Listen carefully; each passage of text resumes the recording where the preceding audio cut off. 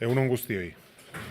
Udadak herritarrengandik hurbilen dauden erakundeak diren aldetik, udalerritan berdintasunezko eta indarkeriarik gabeko bizikidetzarako baldintzak bultzatzeko arduradunak gera.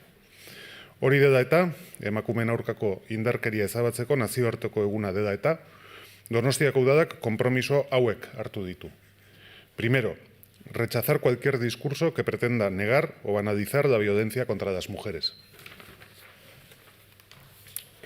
Bigarrena, gure herrian euste horma kolektiboa aktibatzea, emakumeen aurkako indarkeria ukatzen edo ezezten duen edozein erreakzio matxistaren aurrean, tokiko eragile guztiekin lan eginez, mezu ukatzaileak indargabetzeko eta tokiko bizitzan barneratzeko partaidetza mailak, zurrumurru misoginoei eta mezu ukatzailei aurre egiteko tokiko sareak, komunikazio bateratuak, publiko eta kolektiboko protokoloak sortuz.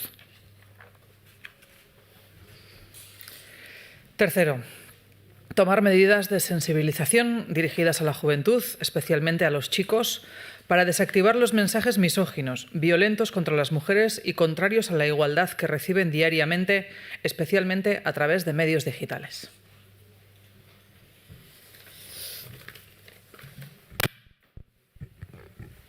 Laugarrena, gune formal eta informaletan, eskola komunitateari zuzendutako hezkuntza eta prestakuntza prozesuak indartzea.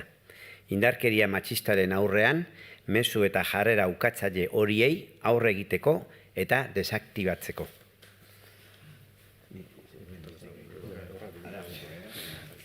Quinto, utilizar los canales de interlocución con el Departamento de Educación para reforzar en el currículo escolar la intervención sobre las actitudes negacionistas y normalización de las actitudes machistas. Sexto, fortalecer desde Berdinsarea y otras redes la acción en red de municipios para combatir activamente el negacionismo y afirmar la apuesta desde los municipios por la lucha contra la violencia machista de forma colectiva. Eta azkenik, era berean, herritarrei dei egiten diogu gaur, azaroaren 25ean, emakumeen aurkako indarkeria ezabazteko nazioarteko egunean, Donostian deitutako mobilizazioekin bat egin dezaten.